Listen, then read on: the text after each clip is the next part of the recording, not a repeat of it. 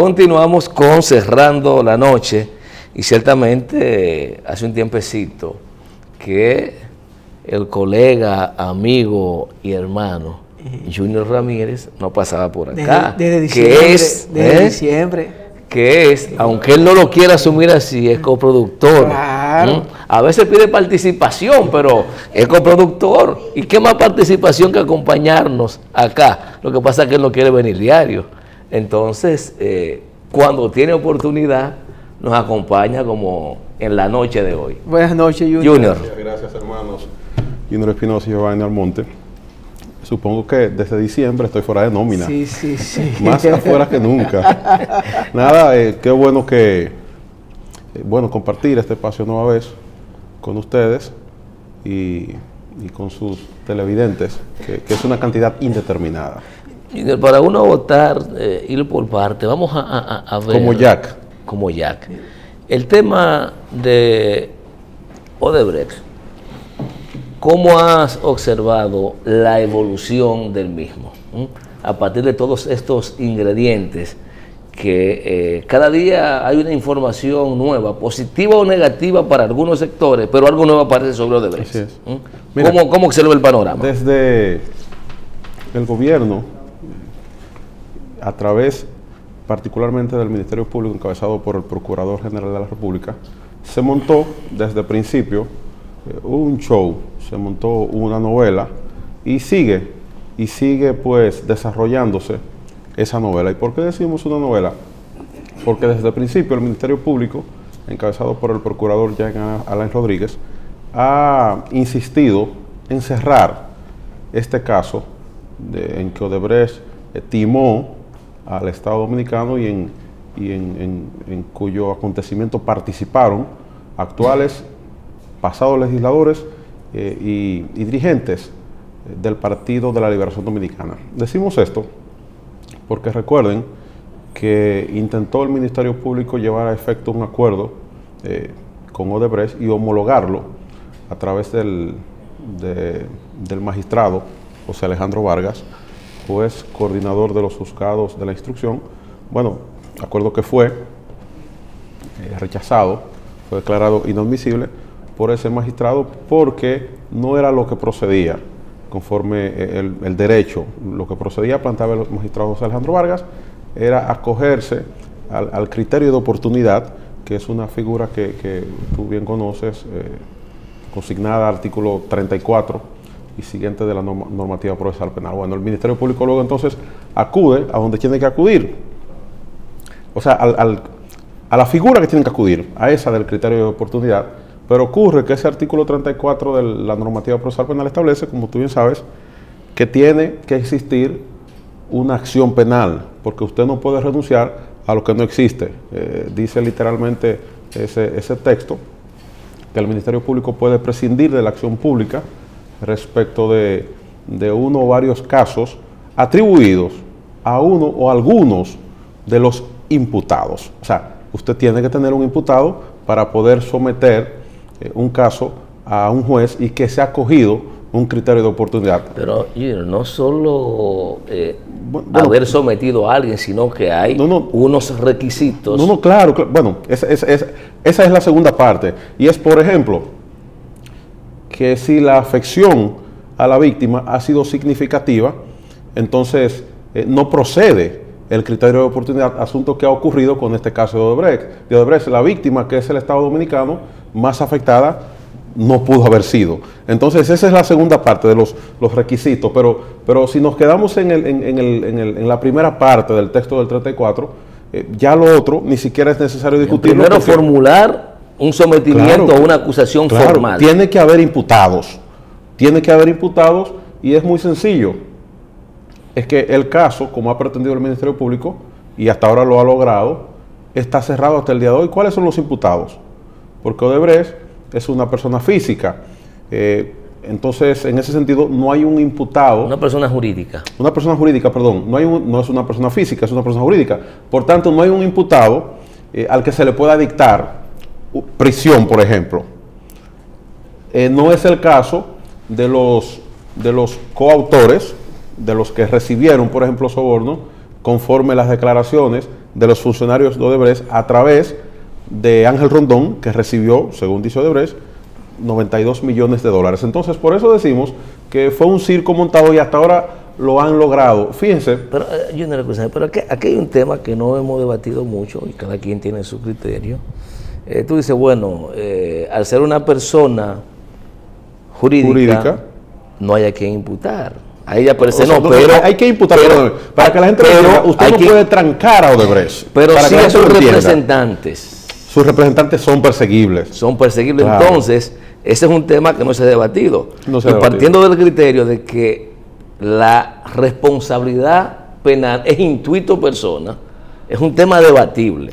Si era el señor Marco Vasconcelos Cruz, representante de Odebrecht, porque aquí quieren atribuir que es el señor el señor Marcelo Odebrecht. Yo digo, eso es discutible. No, mira, yo creo que es discutible en parte. Es discutible el hecho de, y yo entiendo que sí, que son perseguibles los representantes, no la institución, no la empresa como tal, en materia penal. Claro. Los representantes sí, porque son los responsables de las faltas que se hayan cometido. Marcelo Odebrecht, en modo alguno, estamos hablando de los representantes aquí, de manera que acogerse a que nadie puede ser juzgado, que han planteado desde el gobierno 2 veces, eso no es posible, porque Marcelo Odebrecht está siendo juzgado por delitos, crímenes similares, pero cometidos no aquí, sino en otro país. Para que el público entienda, bien sencillo, en el caso de los bancos quebrados, ¿a quién se persigue? Claro. A los representantes de los bancos, a los gerentes, a los presidentes de los bancos. Es bueno reiterar lo último que decía, que desde el gobierno y desde el Ministerio Público se ha planteado que no es posible perseguir a los representantes de Odebrecht partiendo de que están siendo juzgados por el mismo hecho. No, por hechos similares y en otro país, de manera que son perseguibles. Ni siquiera creo que sea discutible como tú planteas. Yo decía, escúchame, la empresa como tal, como persona jurídica, pero los representantes entiendo que claro que son perseguibles. Y ni hablar, bien.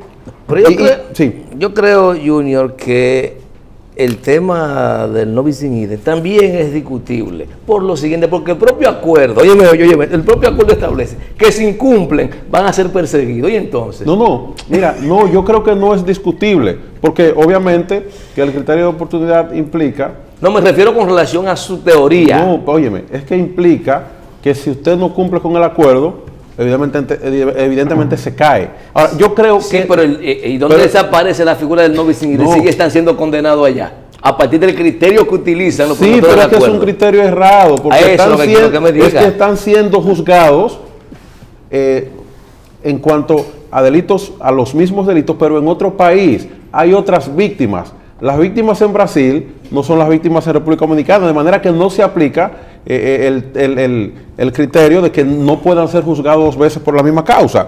Entonces, pero volvamos aquí al país. ¿Qué ocurre? ¿Quiénes han sido investigados en este caso, en el país? ¿Quiénes? Ustedes saben en qué calidad fue citado el exministro de Obras Públicas, Víctor Díaz Rúa, en qué calidad fue citado Radamés Segura, Alfredo Pacheco, Andrés Bautista, Rondón. ¿Ustedes saben en qué calidad fueron citados? No, nadie sabe si en calidad de testigos, si en calidad de colaboradores, de imputados, de investigados, en qué calidad, ustedes saben, nadie sabe, de manera que el único que posiblemente tenga un proceso iniciado, posiblemente, es Ángel Rondón, porque cuando usted inicia un proceso de investigación conforme al derecho procesal penal, cuando se agotan algunos actos procesales, por ejemplo, para allanar, después, que es otra discusión, de decirle que traiga documentos y le otorgan un plazo, y bueno, allanan las oficinas de Rondón. Se presume que se cuenta con una autorización de un juez. Bueno, estamos hablando de un acto procesal, parte de un proceso de investigación, si existe esa autorización de ese juez. Pero sobre Ángel Rondón, en cuanto a Odebrecht, no hay proceso de investigación abierto. Y ni siquiera en cuanto a Ángel Rondón, aun cuando haya proceso de investigación abierto partiendo de la autorización, de la eventual autorización de ese juez, no es Ángel Rondón imputado. O sea, en este proceso no hay imputado, por tanto, no se puede pretender que se acoja, que autorice un juez un criterio de oportunidad sin imputados, de manera que esa decisión del juez Danilo Quevedo, del tercer juzgado de la instrucción, es insostenible, es ilegal. Y le voy a decir algo. Hay otro elemento técnico que quiero preguntar. Sí, y les voy a decir algo sobre el juez del tercer juzgado de la instrucción, algo que hemos dijimos en otro medio. A nosotros nos informaron que el juez Danilo Amador Quevedo acogió esa solicitud del Ministerio Público a los fines de ya refrendar ese acuerdo de Brecht y Estado Dominicano, partiendo de que le prometieron que lo promoverían a la jurisdicción del Departamento Judicial de Santo Domingo. Léase, la Corte de Apelación de la provincia de Santo Domingo, donde hay 2 vacantes.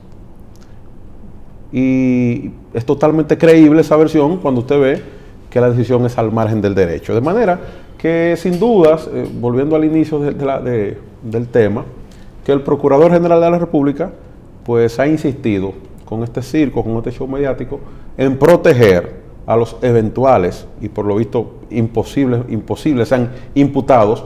En el caso de Brecht, si se ha asociado con ese juez del tercer juzgado de la instrucción en una figura que tú conoces, que es coalición de funcionarios para encubrir a los eventuales imputados. Esa decisión, justamente, en sus argumentaciones, el juez llega al punto de plantear que la única sanción que prevé la ley especial de soborno de tipo penal para Odebrecht es la multa. Mentira. Cuando un absurdo. Todo el mundo sabe un absurdo. Que eso no es así. A lo mejor él no leyó la ley. Es posible que no, o que sencillamente, ¿qué es lo que pasa? Que el juez asumió todos los criterios planteados por los accionantes. Bueno, porque se asoció con el procurador. Entonces, yo quiero que tú me expliques esto, Junior. Según la ley de soborno, se supone que cuando se trata de una persona jurídica, hay una de 2 sanciones. Una de 2. Una, el cese o intervención de la empresa o el cierre. Y en ambos casos, el tema de la multa del duplo. El tema de la multa del duplo, que parecería ser accesoria en principio a la principal, que es o te cierro o te intervengo. Entonces, ¿cómo desdoblar esa sanción para acoger solamente el tema de la multa? Es posible que yo, sin condenarte, pueda limitar tus derechos civiles y políticos. Es que eso solo lo puede... Esa decisión de fondo, refrendada por el juez, que es parte de un acuerdo, porque el juez simplemente refrendó ese acuerdo, solo es posible dictada por un juez de fondo que diga, mira, decidí que no te voy a cerrar o que te voy a cerrar por determinado periodo, y entonces la multa es de este monto, del duplo. Pero si es en virtud de un acuerdo, no es posible que se imponga la multa y que siga operando la empresa. Porque aún el juez de fondo va a ser difícil que lo haga. Porque es una sanción combinada. Tiene que ser combinada. ¿Por qué? Porque la multa es fruto o de la confesión, como ha sido el caso, o de la determinación por parte del juez de la falta. Entonces no es posible que usted pague la multa por una falta y entonces la otra sanción usted sea exonerado. Evidentemente que no es posible en términos legales, en buen derecho, pero como aquí no estamos hablando en este caso de buen derecho, sino de buenos intereses políticos y sociedades, pues entonces es hasta entendible, aunque no correcto. Uno entiende por qué lo hacen. Independientemente del debate, de la aplicación o no de la ley, del acuerdo, han surgido una serie de evidencias y del mismo acuerdo se han arrojado una serie de prendas con relación a la cantidad de implicados en República Dominicana en el caso de Odebrecht. Se habla de una lista que está circulando de 26 personas, pero de ser así, de ser cierto, me imagino que no hay que ser ningún estudioso ni científico del derecho para saber que si esa lista que es fruto de un acuerdo entre el Estado brasileño y dominicano y se da a conocer, esas personas tienen que ser sometidas, los que integren esa lista. Mire, nosotros estamos escépticos respecto de la lista. ¿Por qué? De hecho, estamos hablando de este caso, no porque el Estado dominicano a través del Ministerio Público ha hecho absolutamente nada. Es porque ha sido un caso que ha venido desde Estados Unidos, desde intereses de Estados Unidos, desde Brasil, y por eso se está hablando de este tema. En ese sentido, la lista va a estar condicionada a la voluntad del Procurador General de la República, que es absolutamente nula. ¿Cuáles son los nombres que va a divulgar el Procurador General de la República de esa lista que le suministren? ¿Cuáles? Los que le entiendan. Porque su pretensión ha sido desde el principio proteger. Entonces, a menos que se divulguen los nombres al margen de la voluntad del procurador y determinadas instituciones, o él se va obligado por el hecho de verse desnudo, de verse evidenciado, a reaccionar. Si no es así, no va a reaccionar, porque su papel es proteger a Ángel Rondón y a dirigentes del Partido de la Liberación Dominicana, que no debe ser. Ha relajado él, igual que el presidente Danilo Medina, con la frase aquella de caiga quien caiga. Debería ser así, que caiga quien caiga, llámese PRM, llámese PLD, llámese PRD, llámese como se llame, porque al final, la institucionalidad debe estar por encima de todas las instituciones y de todos los ciudadanos. ¿Qué tratamiento tú le darías al tema de la confesión de la sobrevaluación que ha admitido Odebrecht, que dice que asciende alrededor de un 22%? Mira, no, es una pregunta interesante. ¿Sabe por qué? Termina. No, si tú harías lo que ha hecho el procurador y lo que está haciendo la Cámara de Cuentas, recurrir a buscar ¿qué? No, mira, hay una contradicción desde el despacho del procurador. Porque fíjate que la Procuraduría partió de cobrar el duplo. Cobrar el duplo, que es lo que establece la ley de soborno. De soborno. Bien, el duplo del soborno. En cambio, no parte de esa misma premisa y dice, Odebrecht sobrevaluó en 22%. Ok, entrégame ese monto que tú dices sobrevaluaste. O en el mejor de los casos, mira, yo entiendo que tú no sobrevaluaste en un 22%, sino que tú sobrevaluaste en un 30%, en un 35%, y negociamos a partir de ahí. Tú dices que es 22, yo digo que es 30 o 35. Pero no, ni siquiera plantean que se le devuelve el monto que confiesa Odebrecht sobrevaluó, como dijo que, bueno, usted dijo, usted pretende recibir 184 millones de dólares partiendo de la verdad de Odebrecht, de que entregó 92 millones. Es posible que Odebrecht haya entregado 200 millones de dólares para soborno. Entonces, si usted está partiendo de que entregó 92 y se le va a aplicar la ley en virtud del acuerdo para recibir el duplo, 184, bueno, pues entonces parta de que es cierto lo que plantea Odebrecht, que sobrevaluó en un 22%, y entonces llega el acuerdo en base a esto, porque ocurre que hay dos elementos negativos, hay dos elementos lesivos en torno a la posibilidad de auditar. De auditar desde el 2002 a la fecha. Y es el monto del que tendrá que disponer el Estado para hacer una auditoría cuando ya hay una confesión que usted bien puede acogerse como se acogió al monto del soborno, número uno. Y número dos y peor, que esto sirva como método disuasivo para que no pase nada. Para que no pase nada. Y yo decía que no nos sorprendamos si eso le cuesta 5 millones de dólares al Estado. Hacer esa auditoría del 2002 a la fecha. Es muy posible, pero lo segundo es peor, reitero, que no pase nada, que sirva para bueno, es un monto muy alto y todavía estamos contratando y vamos a apelar a otra institución porque ha sido cuestionada y todo quede ahí, y entonces lo confesado. Y entonces ni se cobre el monto que dice Odebrecht sobrevaluó 22%, ni se cobre el 5, ni se cobre el 30. Claro. Junior, con el permiso del amigo Junior Ramírez, tocayo tuyo, vamos a ir a una breve pausa para luego, me interesaría, Junior, después de la pausa, hablar de lo que es la composición del Tribunal Superior Electoral, Suprema Corte de Justicia y un poquito la ley de partido, porque es algo que va todo ligado ahí, ¿verdad? Sí. Vamos a la pausa y en breve continuamos con esta interesante entrevista con el abogado Junior Ramírez.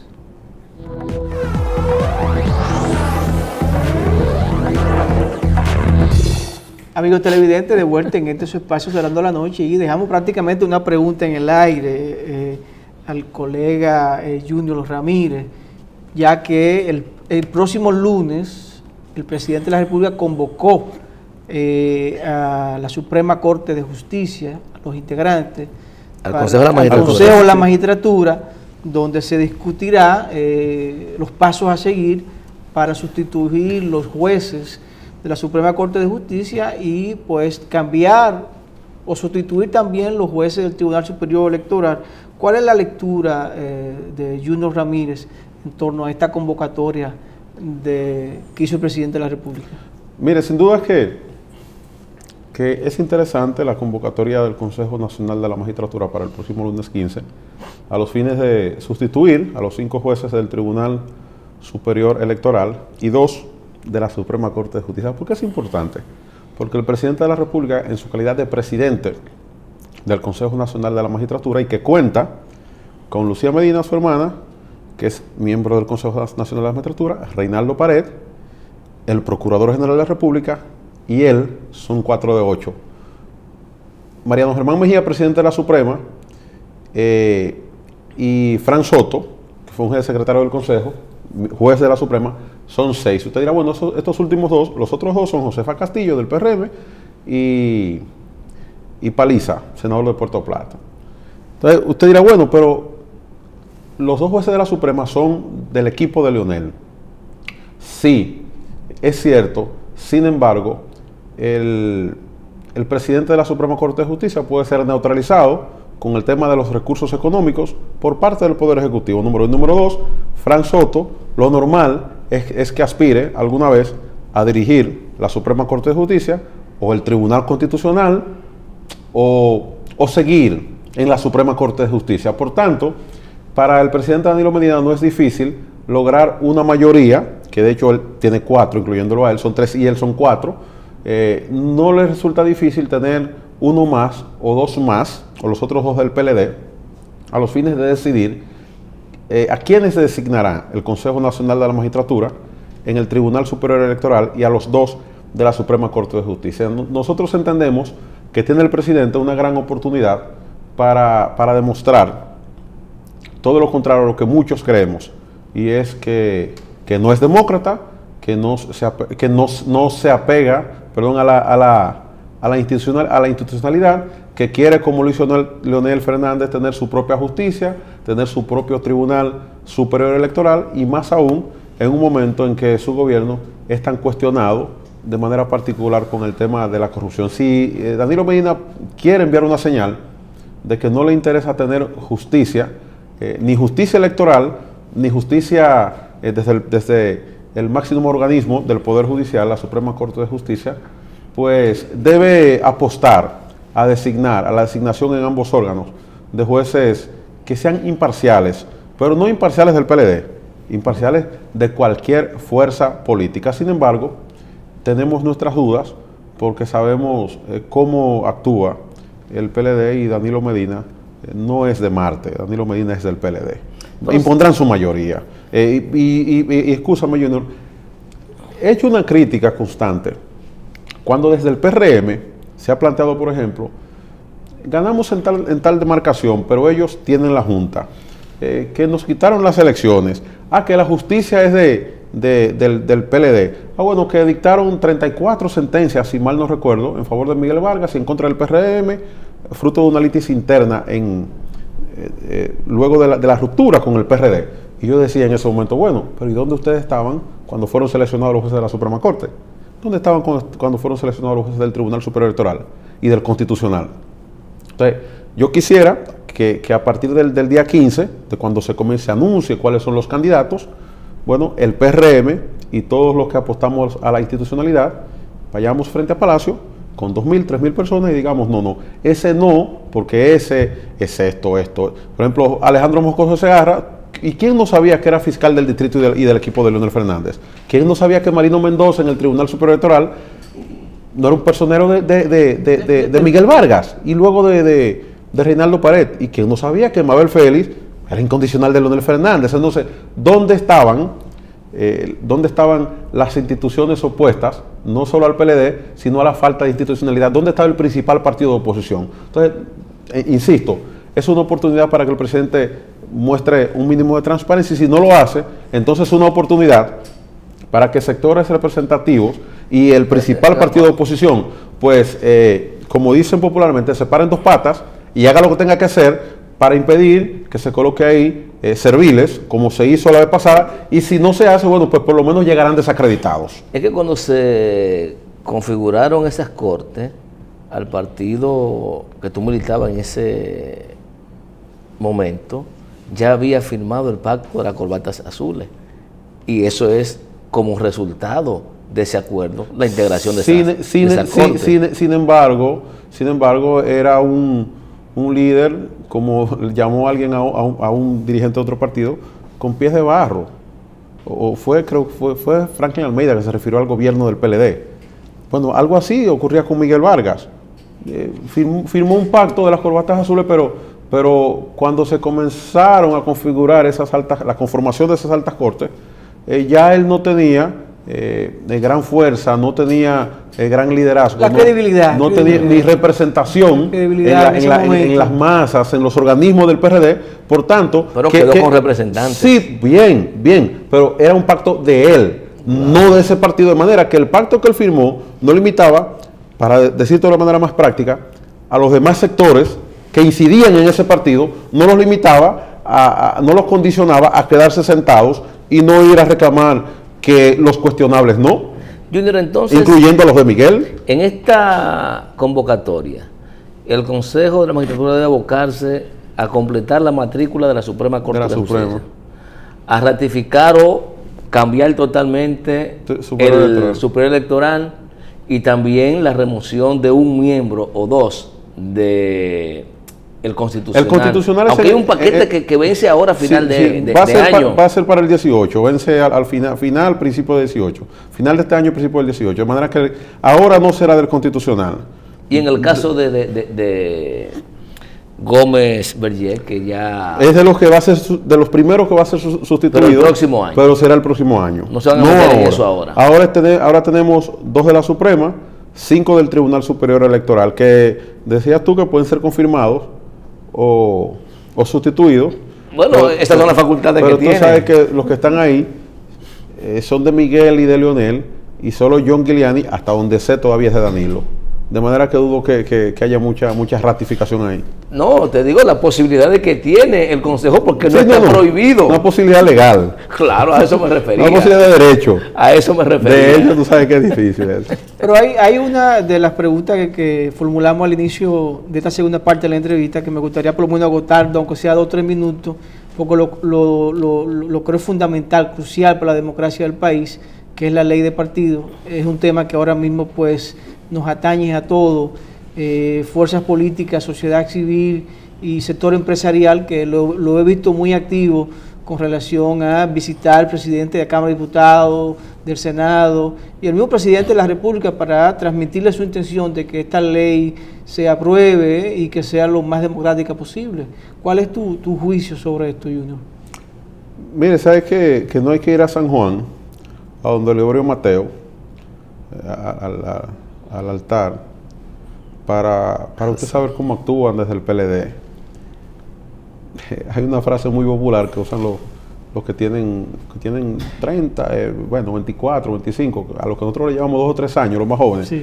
Mareo. O sea, se van a reunir con los legisladores de oposición y le van a decir que sí, que vamos a consensuar, después de que el presidente del Senado, secretario general del PLD, dice que el consenso es en el Congreso, porque ellos tienen mayoría. O sea, cuando te dice, aquí es donde hay que discutir y consensuar. Bueno, la democracia se basa en la imposición de la mayoría, la decisión de la mayoría. Entonces, cuando usted plantea que vamos a discutir en el Congreso, donde tienen mayoría, evidentemente que no hay voluntad de consensuar, de ser flexibles. Entonces, luego de esta posición de Reinaldo Pared, desde el PLD se reúnen con legisladores de oposición. Yo entiendo que es un asunto de aparente flexibilidad, de conducir al mareo, como decía, en un momento en que el PLD está siendo cuestionado, en que el gobierno peor no puede dar su imagen y en que el PLD entiende, desde nuestro punto de vista, que es saludable pues bajar la temperatura dialogando para al final ellos imponerse. Mire, es difícil que usted apruebe una reglamentación para usted afectarse. Y el mayor afectado con una eventual ley de partidos políticos partiendo de las propuestas que no salen del PLD es el PLD. Porque, bueno, se sirve con las dos manos, como dicen, con la cuchara grande, cuando usan de manera indiscriminada los recursos del Estado, cuando nadie le fiscaliza su fuente de financiamiento, cuando un empresario financia mucho más al que está en el gobierno porque puede hacerle favores, puede permitirles cosas, incluyendo evasión, que al que está en oposición. Entonces, evidentemente que desde el PLD no es cierto que se va a promover una ley de partidos políticos diferente a la que ellos llegaron incluso a aprobar en el Congreso. Bueno, de verdad la población está esperanzada y los mismos partidos políticos, por lo menos la oposición y los minoritarios, en que se llegue a un acuerdo. Eso, mire, la oposición es experta en comportarse como el paciente que asume los medicamentos que se le administran. Es un bobo que el PLD se lo está entregando y ellos lo están tomando. No es cierto que al final van a aprobar una ley de partidos políticos que les perjudique a ellos. Bueno, gracias, agradecer como siempre al amigo Junior Ramírez haber estado con nosotros, no aceptar la invitación, sino haber compartido con nosotros en Cerrando la Noche. Insisto a lo que decía en una ocasión, yo creía que a uno no lo invitaban a su casa. Ustedes, amigos televidentes, gracias por el favor de la sintonía. Como siempre, pues contento de que nos haya permitido llegar a sus hogares. Un servidor, Giovanni Almonte y Junior Espinosa, le deseamos feliz resto de la noche y hasta mañana.